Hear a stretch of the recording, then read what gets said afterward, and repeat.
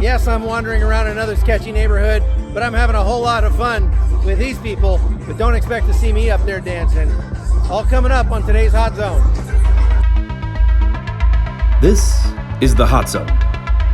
Engaging with the news in a whole new way, international war correspondent Chuck Holton brings insight into areas of crisis and lets you help those affected. So I am sitting here in a traffic jam way out in the middle of nowhere in north of Medellin, Colombia. And the reason I'm sitting here without moving is because part of the mountainside caved in and covered the road. So now they've got a bulldozer and a dump truck and a backhoe, and they're trying to clear the road enough for people to be able to get through. Apparently that's a pretty common thing here in the northern part of Colombia.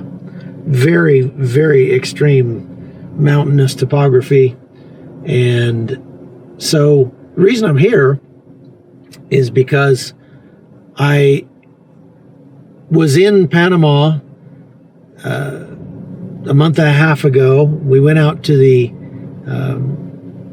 Darien jungle, interviewed some migrants who had walked through the jungle. You've probably seen that story. If you haven't, you should go back and watch some of those podcasts from the end of April, early May. And I talked to a lady a couple days ago who had just come back from that same area. She said that where the camps that I was in had 300 to 500 people, now they're talking about maybe 2,000 to 3,000 people in each of those camps. And it's clear that Panama is being absolutely overwhelmed by the migrant crisis. There's so many people that are trying to get in, and this is something that really did not come out in a lot of the news stories about what's going on at the U.S. southern border, and that is people are getting into the United States and they're doing so illegally. They're overwhelming the system there, and so the Border Patrol has to just let them go. And over 1,000 people a day are being released into the United States. Well, word travels fast in Latin America. And so there are literally millions of people in Latin America who are saying, hey, if we get to the United States, they're going to just let us in. And we can, go up there with our families, whatever, and we'll be able to get into the United States, no problem. That number of people grows and grows and grows and grows to the point where there's a pipeline now of people moving up through Latin America. And here I am in South America. We're not even into Panama yet. And this lady I talked to the other day said she was told by some of the migrants that are coming through into Panama now that there's a group of 35,000 migrants somewhere in Colombia making their way north toward the jungle. That is absolutely mind-boggling. 35,000 people. I believe what they're talking about is that there's probably that many in the pipeline, not that many in one group. You know what I mean? And so here comes a truckload of dirt that they just pulled off the road, and here comes an ambulance. I hope nobody got hurt too bad. I'm not sure what that's all about, but it looks like we're starting to move now finally. That's good. So if there's 35,000 people in the pipeline just in Colombia that are all heading ostensibly to the United States, that would be a major news story, and that's exactly why I've come. My intent, my objective on this trip is to go to the southern part of the Darien Gap in a place called Turbo in Colombia and find out if there's an overwhelming number of people getting ready to come through into Panama. So I'm just here for a day or two.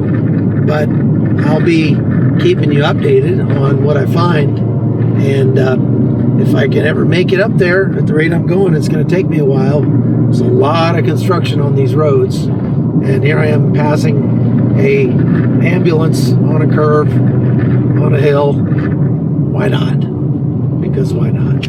That's just what people do out here. Okay? Okay, I'm getting something to eat here at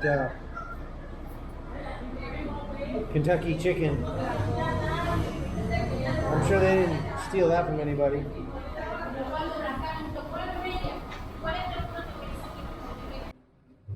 It's a long drive, about 9 hours all told, and part of it is because there are so many cave-ins along the road, but it would be 6.5 even if it wasn't for that. So it's a long drive. That's all there is to it.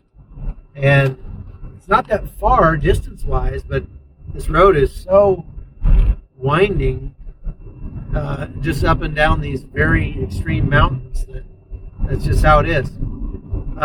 I've seen several what I would call illegal mom and pop gold mines as I've been driving today.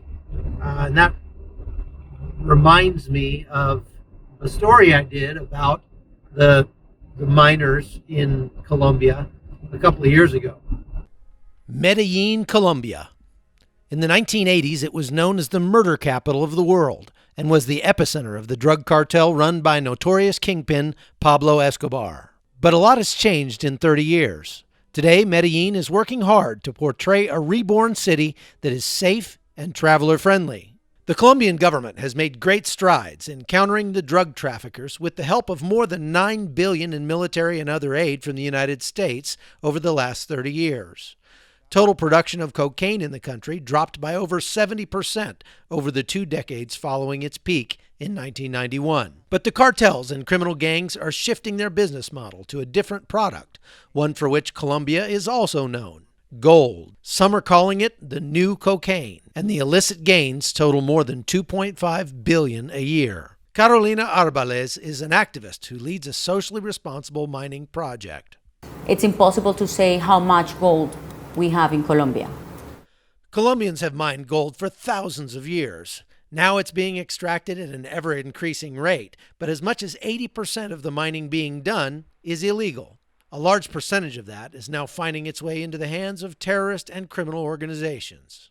It's easy to transport the gold, it's easy to sell it, and it's very profitable. It's a very good business for them. So good, in fact, that the cartels reputedly now make 5 times as much from illicit gold mining than from cocaine. The government estimates that there are 6,000 illegal mines today across the country, but Carolina says that number is misleading. Not all the miners that are now called illegal miners are criminal. They're just traditional miners that don't know how to make the transition to become legal. Finding a miner to discuss the subject on camera turned out to be a challenge. It took us 2 days to find a mine in the mountains outside of Medellin.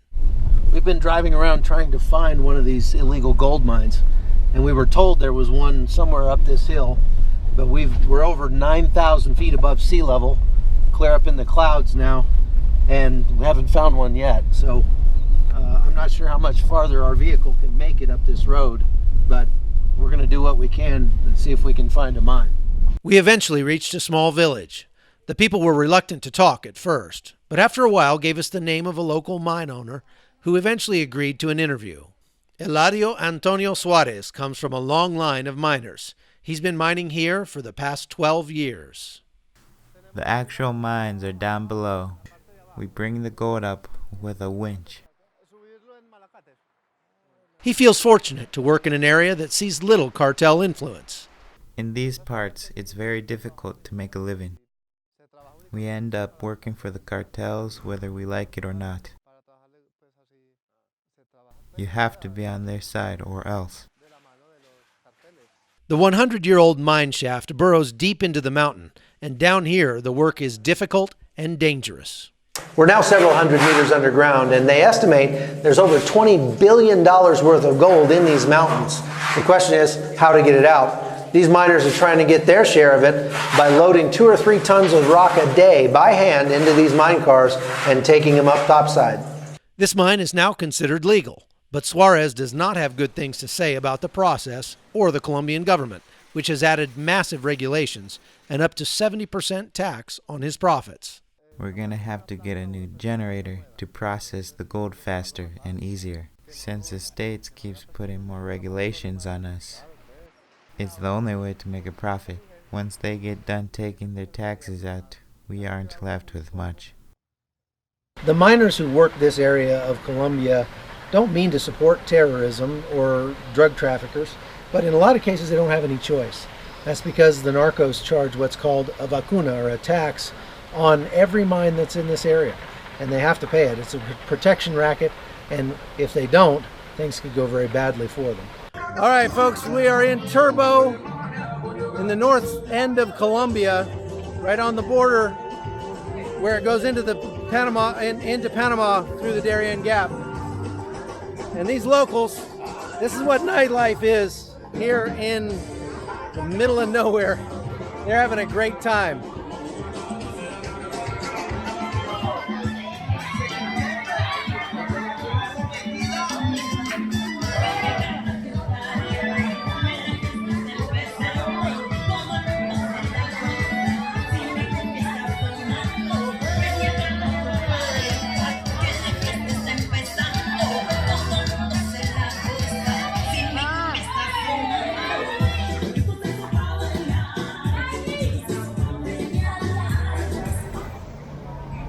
So all day long I've been seeing tons of buses coming this direction and coming back from here.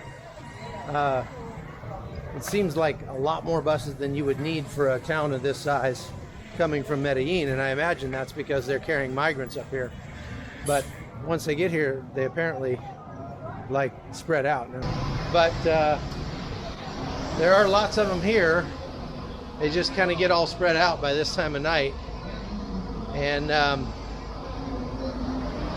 so I'm gonna plan to get up early in the morning, get out here and start looking around for these guys, go down to the docks where they get their boat ride, and just see what it's like on this end.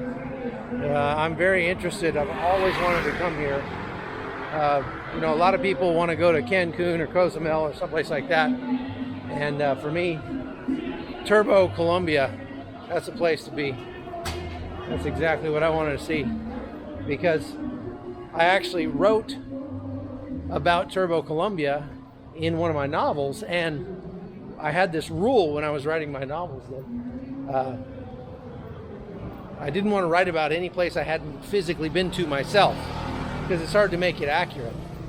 But there was a scene in the book that I had to put it in Turbo, and so I kind of imagined it. So I'll be interested to get down to the water, to the docks, and see if it looks anything like I thought it did. See how accurate I got. So this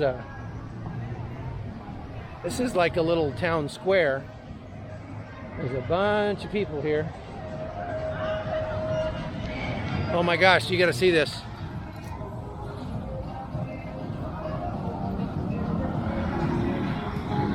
It's a dragon train. That's something you don't see every day.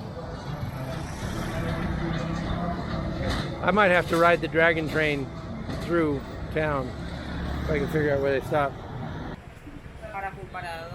So there's a church service just getting out right here behind me, and I talked to a guy there for a little bit about where do I find the migrants and where do they stay, and what's their experience like here. And he said, well, we don't really do much for them. There's several foundations in town, he said, that help them out, but he said in the morning there will be lots of them down here, because the immigration office apparently is right here on this street. Must be across from that nightclub over there. Oh yeah, there it is. I see it. So yeah, right here is the immigration office, and it looks like, let me guess, this guy, what time they open in the morning. ¿A qué hora abren?